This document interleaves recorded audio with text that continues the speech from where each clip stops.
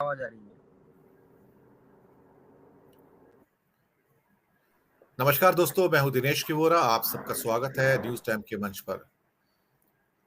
दोस्तों, कांग्रेस का graph rise पर है, इसमें कोई भी अब संशय या शक नहीं रह गया है। बढ़ता हुआ कांग्रेस का ग्राफ न केवल भाजपा के लिए एक खतरे की घंटी है, बल्कि बहुत सारे ऐसे विपक्षी दल जिनका उदय कांग्रेस से हुआ देखा जाए या कांग्रेस का विरोध करके हुआ, उनके अंदर भी अब यह डर व्याप्त हो गया है कि कांग्रेस का बढ़ता हुआ ग्राफ हमारी जमीन को खत्म कर देगा। कल रात को एक सर्वे आता है सीएसडीएस का, और ये सीएसडीएस का सर्वे कुछ ऐसा है जिसके अंदर काफी हद तक पुख्ता जमीनों के बारे में बात की गई है। एक चीज उसमें कही गई कि बीजेपी का अगर लोकसभा इलेक्शन अभी हो जाए तो 37% की जगह 39%, 37% की जगह उनको 39% वोट मिलेंगे। लेकिन खबर ये नहीं थी।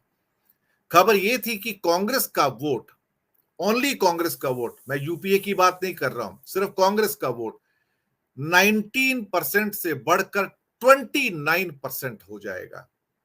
ये सिचुएशन कुछ ऐसी सिचुएशन है जिसको हम कर्नाटक से ले सकते हैं, जहां बीजेपी 6 रीजन में से विशेष रूप से 36% तो पूरा का पूरा इंटैक्ट रखता है, लेकिन 4 रीजन के अंदर कमजोर हो जाती है, जहां पे सेंट्रल कर्नाटका थी, कोस्टल कर्नाटका, नॉर्थ कर्नाटका यानी कि बॉम्बे कर्नाटका और हैदराबाद कर्नाटका।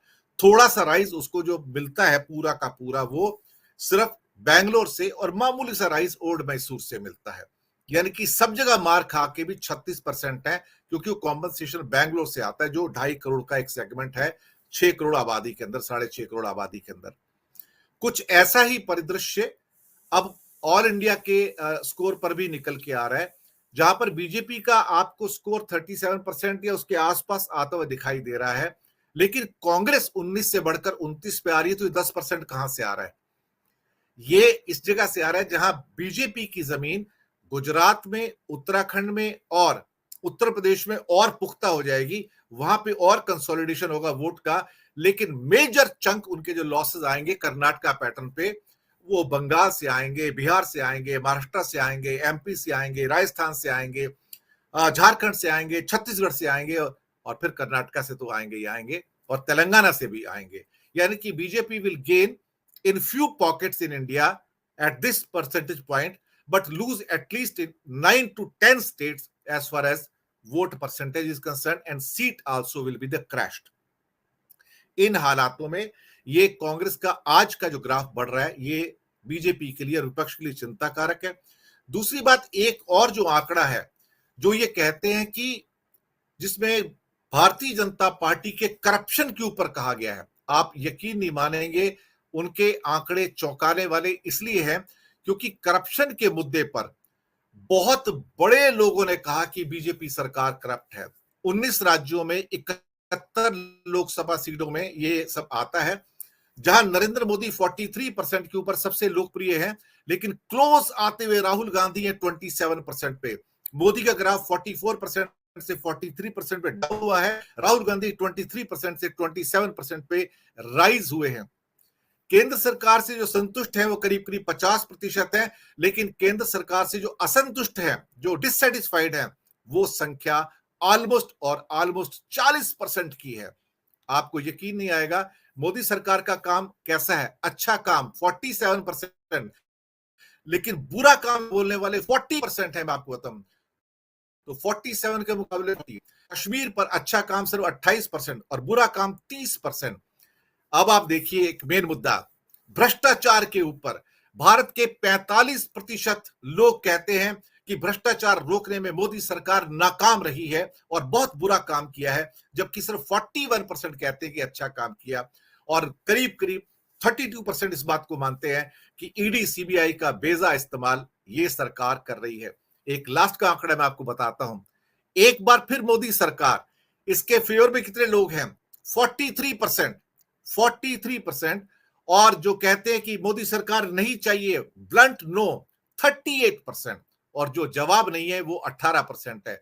आप सोचिए ये जो गैप है ये धीरे धीरे धीरे क्लोज हो रहा है। मैंने आपको बहुत सारे आंकड़े दिए हैं। दादा आपके समय की बाध्यता है, सबसे पहले मैं आपके पास आऊंगा। ये आंकड़े एक नई कहानी लिख रहे हैं। ये आंकड़े इस बात का भी संकेत है कि बीजेपी की संख्या में, बड़ी संख्या में उनकी गिरावट आने वाली है 2024 में।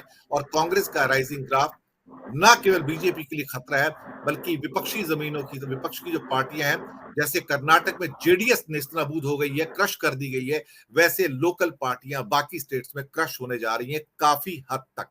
गौतम दा आपकी टिप्पणी।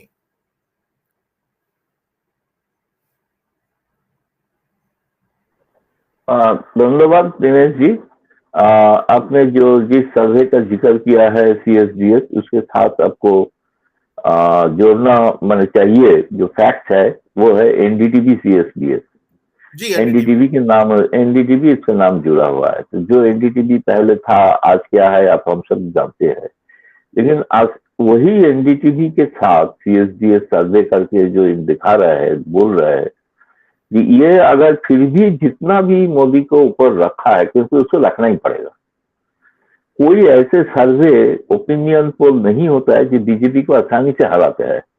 अगर जो देख रहे हैं कि हार रहे हैं तो कांटे की टक्कर बता देते हैं कि अच्छा त्रिशंकु बता देता है। कर्नाटक में जो त्रिशंकु नहीं होने का संभावना था, हम लोग यहाँ पे चर्चा भी किए हैं, लेकिन सारे exit opinion poll, even exit poll, even poll के दिन सारे क्लोज दिखा रहे थे। तो ये आसानी से नहीं दिखाता है कि जो मोदी का ग्राफ बहुत नीचे जा रहा है, लेकिन फिर भी इस सर्वे में है कि 1% उनका लोकप्रियता कम हुआ है। अगर वो 1% लोकप्रियता कम हुई है तो मान के चलिए वो 10% है, हकीकत में 10% है।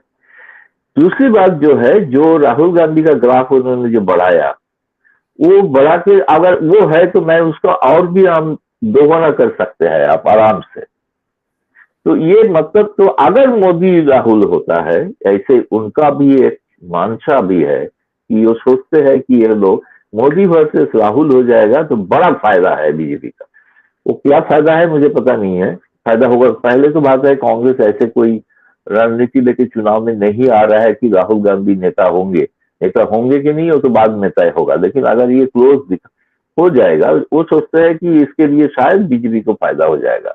मोदी का कामकाज का जो इसमें जो आंकड़ा है वो आपने गिनाया, वो सारे उसमें नेगेटिव पॉइंट ही आ रहा है, नेगेटिव ही आ रहा है। राहुल मोटे तौर पे जो भारत का अभी जो राजनीतिक स्थिति है, ये कर्नाटक तो एक चुनाव है का अभी नमूना पेश किया है, जिसमें सारे बिरादरी का लोग ने कांग्रेस का पक्ष में वोट दिया, बीजेपी का विरुद्ध में वोट दिया है। आप वो लिंगायत, भुक्कालिगा या अहिंदा जो भी बोलेंगे, सब मिल के खुल के कांग्रेस के पक्ष में ही वोट दिया था। It was a negative vote for BJP. मैं तो ये मानता हूँ।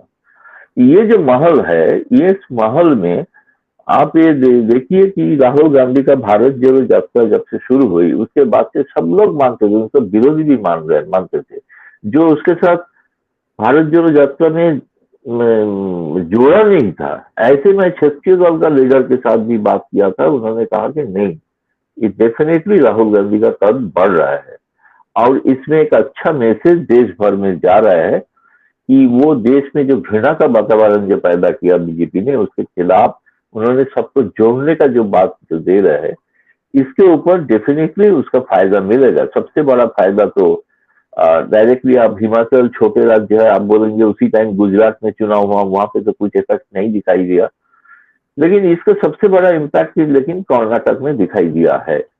और आज का जो स्थिति है, बाकी जो जगह है, मध्य प्रदेश है, राजस्थान है, छत्तीसगढ़, राजस्थान को मैं छोड़ के छत्तीसगढ़ और मध्य प्रदेश की बात बोलता हूँ, वहां पे तो दिखाई दे रहा है कि रोज बीजेपी छोड़ के लोग कांग्रेस में आने की कोशिश कर रहे हैं, ज्वाइन कर रहा है। बड़े बड़े नेता की आने का बात है। कमलनाथ तो ये भी कह दिया था कुछ दिन बाद, आप चौंक जाएंगे जो ऐसे लीडर आ रहा है। तो इसलिए एक बड़ा आदिवासी नेता बीजेपी का, आपको पता है नंद कुमार शाह मंत्री होते थे, चीफ मिनिस्टर मटेरियल भी थे बीजेपी के लिए, लेकिन वो भी छोड़ के आ गया था कांग्रेस में।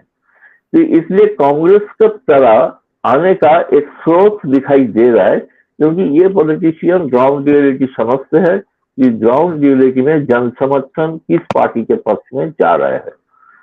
दूसरी बात जो है कि वो जो बाकी जो जगह है जिसने एक्चुअली जो वोट प्रतिशत का बात कहा, उसी वोट प्रतिशत में कांग्रेस देश में राज किया है। 25 से ऊपर प्रतिशत, 25 से 30% वोट से जब कांग्रेस राज किया है, इसलिए कि बाकी पार्टी का वोट जब डिवाइडेड था बहुत कम था, लेकिन बहुत जगह पे ऐसे हुआ था कि उसी वोट से कुल मिला के देश में, अगर ये सर्वे कहता है कि कांग्रेस का वोट 10%, मतलब जिसको कहा जाएगा कि 10% swing in favour of Congress, ये अगर आप सीटों में तब्दील करेंगे, अगर उनका ही आंकड़ा ले लेते हैं, जहां जहां पे कांग्रेस का मार्जिन जो था पिछले चुनाव में, आप यूपी बिहार इसे छोड़ दीजिए, बाकी जगह पे राजस्थान लोकसभा का बात कर रहा हूं, 10% के नीचे जो मार्जिन था वो तो कांग्रेस के फेवर में आ रहा है, अगर अकॉर्डिंग टू दिस सर्वे। तो इसलिए मैं मानता हूं कि मैं इसलिए एक जो भी है, हर सर्वे के बारे में लोगों का एक शक रहता है, फिर भी इनका सारे कुछ फैक्ट सप्रेस करने के बावजूद भी जो ओवरऑल जो पिक्चर आ रहा है, ये 9 साल के मोदी का राज के बाद उनके लिए अच्छा मैसेज नहीं आ रहा है।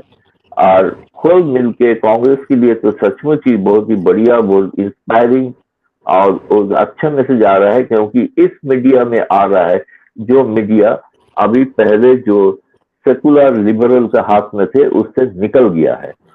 तो इसलिए अब यही बोल के मैं समाप्त करूंगा, बाकी लोगों को सुनने के बाद फिर समय होगा तो मैं थोड़ा बहुत कुछ जोड़ सकता हूँ। धन्यवाद।